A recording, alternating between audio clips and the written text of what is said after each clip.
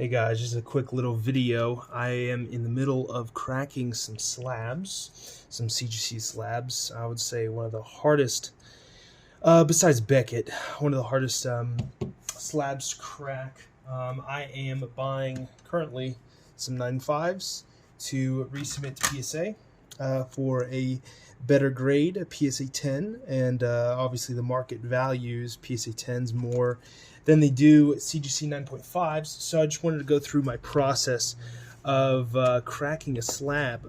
These slabs are not cheap. These, I think they were $200 each, and so you really want to make sure what you're doing and make sure you're doing it the right way, because you can very easily, if you crack this slab and it lifts up a little bit and it goes back down and it dents the card, that's automatically like a PSA 6. So you want to make sure that you're doing it right and you have the correct tools. So today the tools we're going to use, usually you see people with a flat head and then one of these Allen wrenches,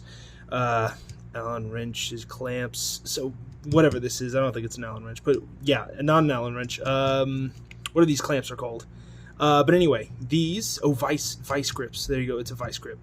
As well as this, what is this called? This is called a tack lifter. I have found great success with this tool because it glides alongside the edge and it keeps me from possibly puncturing into the card. So I just wanted to walk through.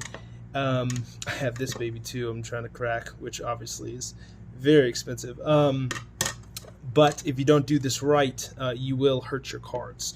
So I just wanted to go through my process. So first, you want to get your vice grips. Make sure they are small. You screw them down for this knob until they latch on to the edge. Quite sturdy. Like you can, it vibrates once you hit it. And you want to make sure it's sturdy and right there. So what you want to do, this is probably the most chaotic part of it, you're going to grab maybe an inch into the corner, not much, not more, and you want to just,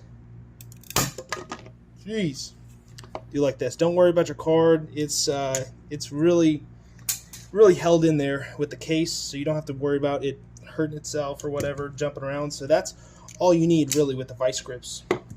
And then the rest of the work is through this guy. So you want to go this edge, and the first order of business is to get this label out. So you want to ride the edge, be very, this is like somewhat, I mean, I'm not a surgeon, but somewhat doing surgery. You want to just go around this edge. First order of business is to get this label out. You want to make sure you crack both sides. So once you got this side about like there, you want to go back and crack this side. And that's your basis. So you want to put your vice grip in there and you want to get your label. Oh boy, there we go. You want to very carefully grab your label. Wants to get away from me. Come on.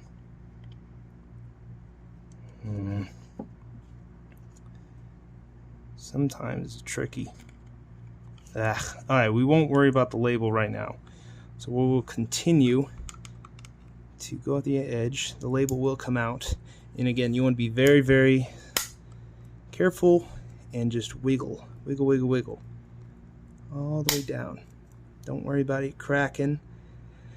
Sometimes you want to be careful because sometimes it can crack too far over and then it's gone, as in it's really hard to get. So if that starts to happen, come over here, make sure the card's not pinched.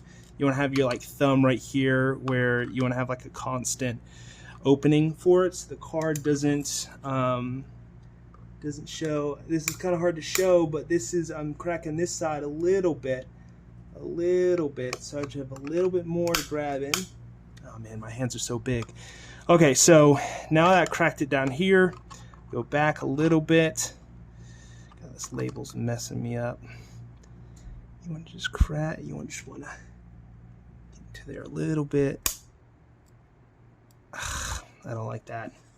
So now you want to, you can't even see this, but I want to crack all the way down on this edge. Oh, that's a good crack. Ooh, there we go. Okay, so I've cracked all the way down here. And so sometimes you can put pressure on the bottom And since that is pretty much compromised right now, we got to work from the left side. Sometimes you can just, oh baby, and it's open. Boom. That was very, very difficult because it was compromised and I didn't want it to crack anymore over there. So we have it free. We have it in a most compromised state right now. First, we want to grab this freaking label. I hate you, label. Get it out of here. Okay. We want to get all the sharp bits around here. And this is, I'll call it the pick up and drop. It's very, a lot more elegant than that. So you want to kind of like bring it up here and drop. Oh, well, we got a sticker. Okay, so this is what happens when the card has static and it's just clanked on there. So you want to actually take this very, very carefully, hit the edge. Sorry, my hands are shaking. And drop it. Drop. There we go. Okay. Put all the sharp bits away, and you want to have a microfiber or some type of cloth here to protect it from being damaged. So right now, you can see the card. Probably can't see it, but no damage whatsoever. That was a good crack. Now there can be leftover plastic on it. So what I like to do is I like to, this is not much. I like to suck all the moisture from my mouth and just blow on it a little bit. And that gets out most of the plastic. Then you want to take a clean microfiber and just very, very gently brush it down so any of the plastic just gets out. And do the same thing to the other side. Sorry, again, my hands are shaking.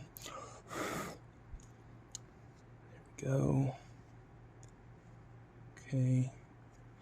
And there you have it. Perfectly cracked from the CGC case.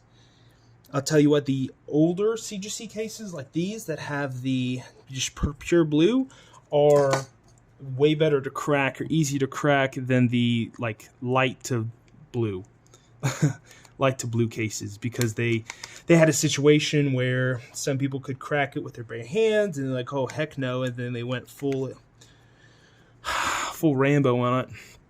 Okay, and these are not exactly penny sleeves, but they will do.